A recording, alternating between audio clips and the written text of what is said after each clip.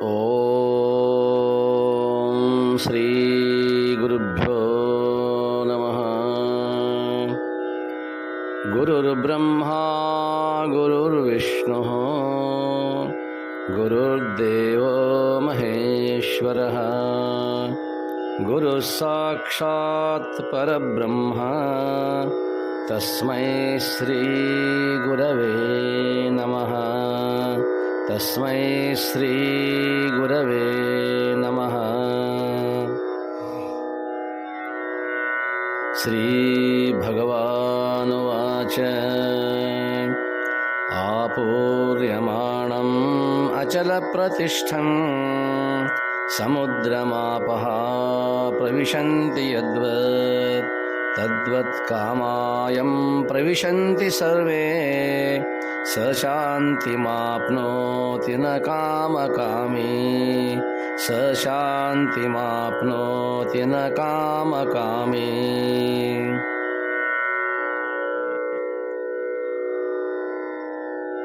ಸದೈವ ಎಲ್ಲ ಕಡೆಯಿಂದಲೂ ತುಂಬಿರುವ ಸ್ಥಿರವಾಗಿರುವ ಆ ಸಾಗರವನ್ನು ಅನೇಕ ನದಿಗಳು ಹೇಗೆ ಬಂದು ಪ್ರವೇಶಿಸುತ್ತವೆಯೋ ಅದೇ ರೀತಿ ಸರ್ವಕಾಮನೆಗಳು, ಭೋಗೋಪಭೋಗಗಳು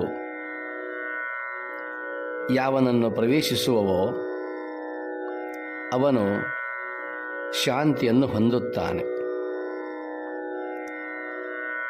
ನ ಕಾಮಕಾಮಿ, ಕಾಮಭೋಗ ಬಯಸುವವನಿಗೆ ಈ ಶಾಂತಿಯು ದೊರೆಯಲಾರದು, ಅವನು ಶಾಂತಿಯನ್ನು ಹೊಂದಲಾರ.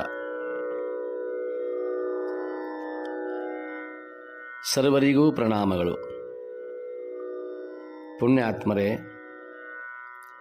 ಉತ್ಥಾನ ಸ್ಥಿತಪ್ರಜ್ಞನಾದವನು ಅವನು ಸಂಯಮಿಯಾಗಿದ್ದಾನೆ. ಅನೇಕ ಭೋಗಗಳು, ಉಪಭೋಗಗಳು ಅವನನ್ನು ಬಂದು ಸೇರುತ್ತವೆ, ಕೂಡುತ್ತವೆ. ಭಗವಂತನು ಸುಂದರವಾದ ಒಂದು ದೃಷ್ಟಾಂತವನ್ನು ಕೊಟ್ಟಿದ್ದಾನೆ. ಆಪೂರ್ಯಮಾಣಂ ಅಚಲ ಪ್ರತಿಷ್ಠಂ. ಆಪೂರ್ಯಮಾಣಂ, ಎಲ್ಲ ಕಡೆಯಿಂದಲೂ ತುಂಬಿರುವ, ಸದೈವ ಯಾವಾಗಲೂ ಎಲ್ಲ ಕಡೆಯಿಂದಲೂ ವ್ಯಾಪಿಸಿಕೊಂಡಿರುವಂತಹ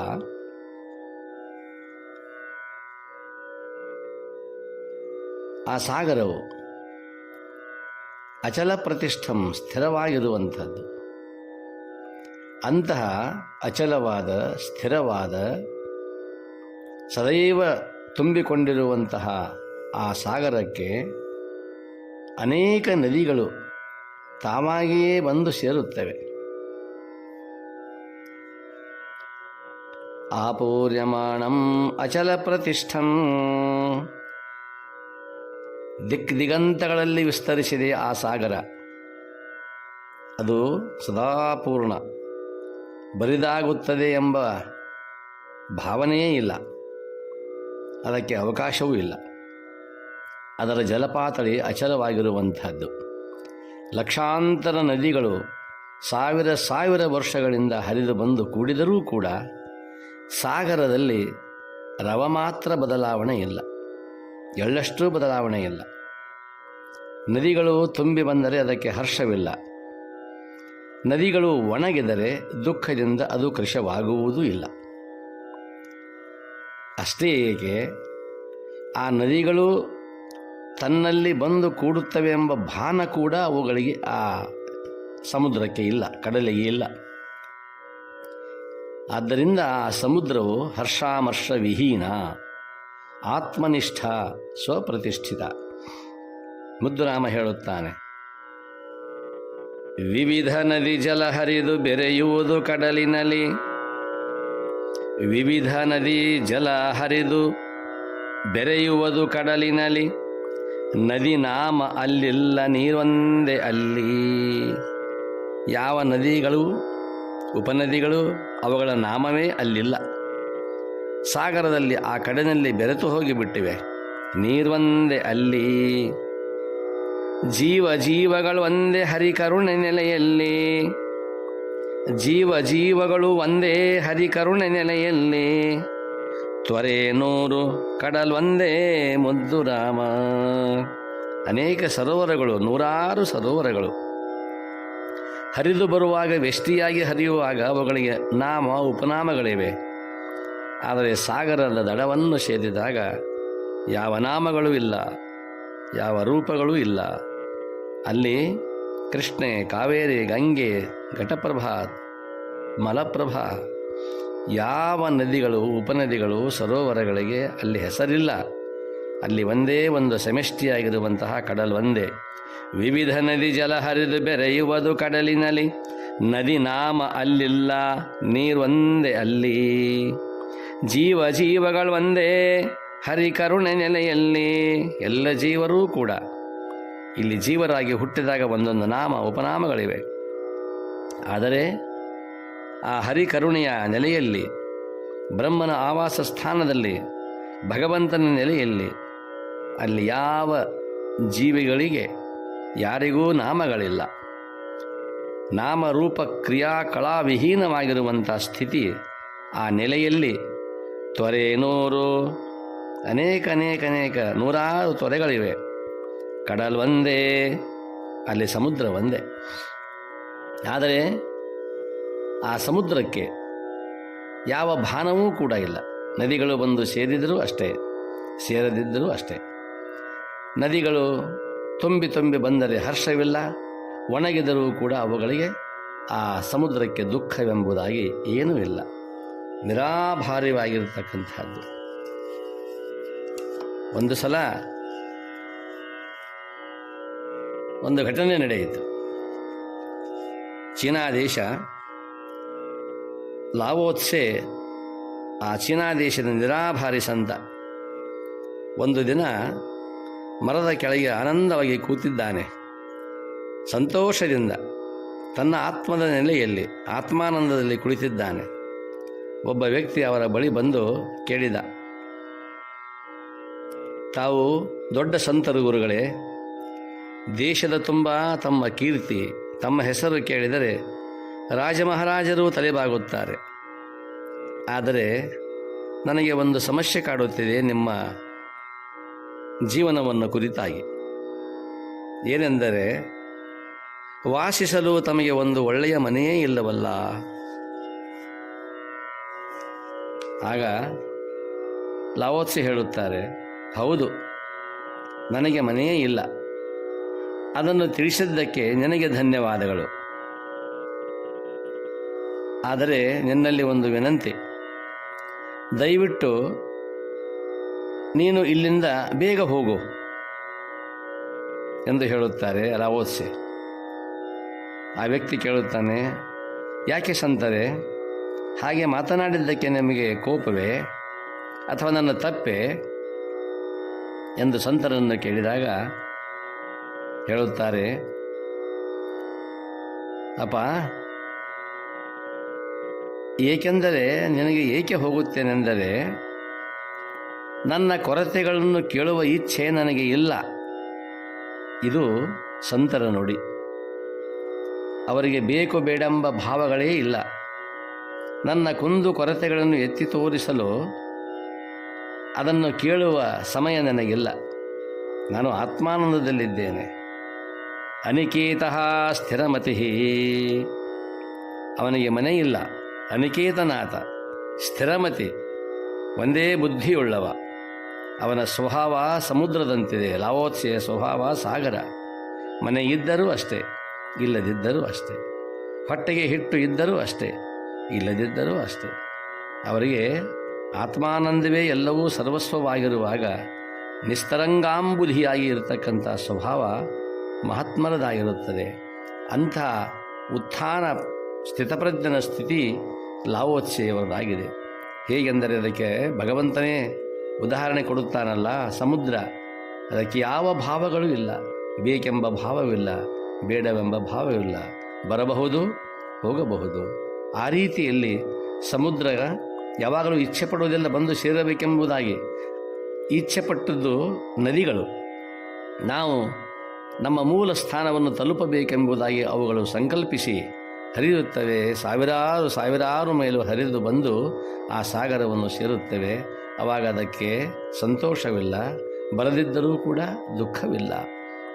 ಈ ರೀತಿಯಾಗಿರ್ತಕ್ಕಂತಹ ಸ್ವಭಾವ ಸಂತರದಾಗಿರುತ್ತದೆ. ಅದೇ ರೀತಿಯಾಗಿ ತದ್ವತ್ ಕಾಮಾಯಂ, ಸ್ಥಿತಪ್ರಜ್ಞನು ಹೇಗಿದ್ದಾನೆ, ಅವನು ಸಾಗರದಂತೆ ವಿಶ್ವವ್ಯಾಪಿ. ಅವನ ಬುದ್ಧಿ ಅಚಲವಾಗಿರುವಂತಹದ್ದು. ಕೊರತೆ, ಕುಂದು, ಕಾರ್ಪಣ್ಯ ಅವನಿಗೆ ಸ್ಪರ್ಶಿಸಲಾರವು. ಭೋಗ ನದಿಗಳು ಪ್ರತಿನಿತ್ಯ ಅಸಂಖ್ಯ ಸುಖ ದುಃಖ ಜಲ ತಂದು ಸುರಿಯುತ್ತವೆ. ಸ್ಥಿತಪ್ರಜ್ಞನು ಅವುಗಳಿಂದ ಎಳ್ಳಷ್ಟೂ ಕೂಡ ಹರ್ಷಪಡುವುದಿಲ್ಲ. ಭೋಗ ಕಡಿಮೆಯಾದರೆ ದುಃಖ ಪಡುವುದಿಲ್ಲ, ಕೃಶನಾಗುವುದಿಲ್ಲ. ಅವನು ಮುದ್ದುರಾಮ ಹೇಳುವ ಹಾಗೆ, ನಡೆದರೂ ನಿರ್ಗಮನಿ ನುಡಿದರೂ ನಿಶ್ಶಬ್ದ, ಅಳತೆ ಎಟುಕದ ನಿಲುವು ಆಕಾಯ ತೇಜ. ಇಹ ಪರವ ಮೀರಿರುವ ಕೈ ಮೀರಿದಾಕಾರ, ಇಹ ಪರವ ಮೀರಿರುವ ಕೈ ಮೀರಿದಾಕಾರ, ಇವನು ಏನೂ ಅಲ್ಲ ಮುದ್ದು ರಾಮ. ಇದು ಅವನ ಸ್ಥಿತಿ. ನಡೆದರೂ ನಿರ್ಗಮನೆ, ಅವನು ನಡೀತಾ ಇದ್ದರೂ ಕೂಡ ನಿರ್ಗಮನ ಸ್ಥಿತಿ. ನುಡಿದರೂ ನಿಶ್ಶಬ್ದ, ಆ ಕಡೆಗೆ ಗಮನವಿಲ್ಲ. ಗಮನಾಗಮನಗಳನ್ನು ಮೀರಿರತಕ್ಕಂತಹ ವ್ಯಕ್ತಿತ್ವ ಅವನದಾಗಿದೆ. ಅಳುತೆ ಎಟುಕದ ನಿಲುವು ಆಕಾಯ ತೇಜ. ಆ ಶರೀರದಲ್ಲಿ, ಆ ತೇಜಪುಂಜವಾದ ಶರೀರದಲ್ಲಿ ಯಾವುದೇ ಅಳತೆ ನಿಲುವು ಯಾವುದನ್ನು ಕೂಡ ಕಾಣಲಿಕ್ಕೆ ಸಾಧ್ಯವಿಲ್ಲ. ಅಂಥ ನಿಲುವನ್ನು ಹೊಂದಿಬಿಟ್ಟಿದ್ದಾನೆ. ಇಹ ಪರವ ಮೀರಿರುವ ಕೈ ಮೀರಿದಾಕಾರ, ಇಹವೆಂಬುದೆಲ್ಲ ಪರವೆಂಬುದೆಲ್ಲ ಇದೆಲ್ಲವನ್ನೂ ಮೀರಿರುವಂತಹ ಆಕಾಶ ಭೂಮಿಗಳ ಒಂದಾಗಿ ನಿಂತಿರುವಂತಹ ಸ್ಥಿತಿ ಅವನದಾಗಿದೆ. ಇವನು ಏನೂ ಅಲ್ಲ ಮುದ್ದು ರಾಮ. ಅವನಲ್ಲಿ ಯಾವ ಸ್ಥಿತಿಯೂ ಕೂಡ ಇಲ್ಲ. ಇದು ಅವನ ಸ್ಥಿತಿ. ನೋಡಿ, ಶಿವನು ಪಾರ್ವತಿಯೊಂದಿಗೆ ಕುಳಿತು ಮೃಷ್ಟಾನ್ನ ಉಣ್ಣುವಾಗ ಎಷ್ಟು ಸಂತೋಷದಿಂದಿದ್ದನೋ, ತಿರಿದು ಉಣ್ಣುವಾಗಲೂ ಕೂಡ ಅಷ್ಟೇ ಸಂತೋಷವಾಗಿದ್ದಾನೆ. ಅದಕ್ಕೆಂದೇ ನಿಜಗುಣ ಶಿವೆಗಳು ಹೇಳುತ್ತಾರೆ, ತಿರಿದುಂಡು ಸಕಲ ಲೋಕವನಾಳದನೇ ಜಾಣರ ದೇವ. ಪರಮಾತ್ಮ ತಿರಿದುಂಡು, ಭಿಕ್ಷಾಪಾತ್ರೆ ಅವನ ಕೈಯಲ್ಲಿದೆ, ತಿರಿದು ಉಣ್ಣುತ್ತಾನೆ. ಆದರೂ ಸಕಲ ಲೋಕವನಾಳದನೇ ಜಾಣರ ದೇವ, ಎಲ್ಲ ಲೋಕಗಳನ್ನು ಆಳುವಂಥವನು. ಕಾಲಕೂಟ ವಿಷಪಾನ ಮಾಡುವಾಗಲೂ ಅಷ್ಟೇ ಸಂತೋಷಿಯಾಗಿದ್ದ. ಇದು ಸ್ಥಿತಪ್ರಜ್ಞೆ ಸ್ಥಿತಿ. ಅರಿತ ಯೋಗಿಗಳು ಭೋಗದ ಬೆನ್ನು ಹತ್ತಿ ಹೋಗುವುದಿಲ್ಲ, ಭೋಗಗಳೇ ಅವರ ಬೆನ್ನು ಹತ್ತಿ ಬರುತ್ತವೆ. ಆದರೇನು, ಯೋಗಿಗಳಿಗೆ ಅವುಗಳ ಬಗ್ಗೆ ಪೂರ್ಣ ಉಪೇಕ್ಷೆ. ಅವರ ಅಂತರಂಗದಿಂದ ಕಾಮನೆಗಳೇ ಕಾಲ್ದೆಗೆದು ಹೋಗಿವೆ. ಬಸವಣ್ಣನವರು ರಾಜಭೋಗಿಗಳು, ಅಲ್ಲಮಾಪ್ರಭುಗಳು ಭಿಕ್ಷಾಭೋಗಿಗಳು, ರಾಮಚಂದ್ರ ದೇವರು ರಾಜಗೃಹ ನಿವಾಸಿ, ವಶಿಷ್ಠ ಆಶ್ರಮವಾಸಿ. ಆದರೆ ಒಬ್ಬರ ಭೋಗವನ್ನು ಒಬ್ಬರು ಆಶಿಸಲೇ ಇಲ್ಲ. ಆದ್ದರಿಂದ ಇಲ್ಲಿ ಸಹಶಾಂತಿ ಮಾಪ್ನೋತಿ, ಅಂಥವನು ಶಾಂತಿಯನ್ನು ಹೊಂದುತ್ತಾನೆ. ಸರ್ವವಿಧ ಭೋಗಗಳು ತಾವಾಗಿಯೇ ಬಂದರೂ ಯಾವನ ಅಂತರಂಗದಲ್ಲಿ ಕಾಮನೆಗಳು ಏಳುವುದಿಲ್ಲವೋ ಅಂಥ ಸ್ಥಿತಪ್ರಜ್ಞನು ಶಾಂತಿಯನ್ನು ಪಡೆಯುತ್ತಾನೆ. ಆ ಶಾಂತಿಗೆ ಅಳಿವಿಲ್ಲ, ಕೊರತೆ ಇಲ್ಲ.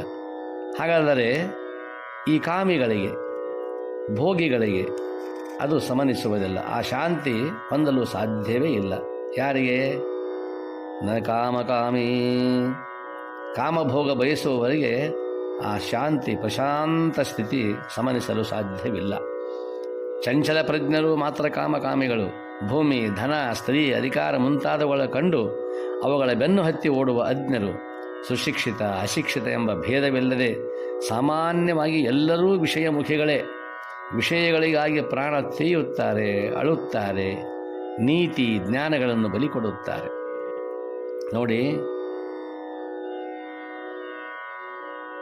ಹೈದರಾಬಾದದ ನಿಜಾಮನಿಗೆ 100 ಜನ ಪತ್ನಿಯರಿದ್ದರು, ಸುಮಾರು 300 ಜನ ಪತ್ನಿಯರು, ಉಪಪತ್ನಿಯರು.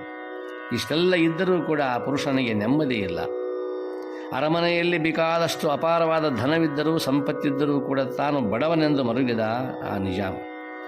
ಇದು ಕಾಮಕಾಮಿಗಳ ಗತಿ. ಮೃಗಜಲದ ಬೆನ್ನು ಹತ್ತಿ ಓಡುವ ಮೃಗಗಳು ಇವರು. ಇವರಿಗೆ ಎಲ್ಲಿಂದ ಶಾಂತಿ, ಎಲ್ಲಿ ವಿಶ್ರಾಂತಿ? ಆದ್ದರಿಂದ ಸಮುದ್ರ ಹೇಗೆ ವಿಶಾಲವಾಗಿದೆಯೋ ಅಂಥ ವಿಶಾಲವಾಗಿರುವಂತಹ ಮನಸ್ಥಿತಿ ಉತ್ಥಾನ ಸ್ಥಿತಪ್ರಜ್ಞನದಾಗಿದೆ. ಇಂಥ ಉತ್ಥಾನ ಸ್ಥಿತಪ್ರಜ್ಞನು ಅವನನ್ನು ಅನೇಕ ಭೋಗಗಳು ಬಂದು ಸೇರಿದರೂ ಕೂಡ ಅವನಿಗೆ ಹರ್ಷವಿಲ್ಲ, ಅಮರ್ಷವಿಲ್ಲ. ಈ ಸ್ಥಿತಿ ಅವನದಾಗಿದೆ. ಇಂಥವನು, ಇಂಥ ಪುರುಷನು ಎಲ್ಲ ಕಾಮನೆಗಳನ್ನು ಕೂಡ ಅವುಗಳನ್ನು ನಿರಾಕರಿಸುತ್ತಾನೆ, ಉಪೇಕ್ಷಿಸುತ್ತಾನೆ, ತ್ಯಾಗ ಮಾಡುತ್ತಾನೆ ಎಂಬುದಲ್ಲ. ಅವನ ಸಮೀಪ ಅವು ಸುಳಿಯುವುದೇ ಇಲ್ಲ. ಸುಳಿದರೂ ಕೂಡ ಅದರ ಭಾನ ಅವನಿಗೆ ಇಲ್ಲ.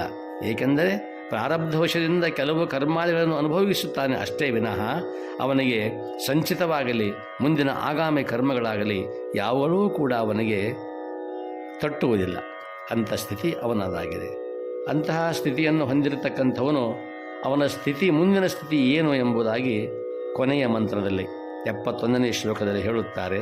ಅದನ್ನು ನಾಳೆ ನೋಡುವ. ಸರ್ವರಿಗೂ ಪ್ರಣಾಮಗಳು. ಓಂ ಶಾಂತಿ ಶಾಂತಿ ಶಾಂತಿ.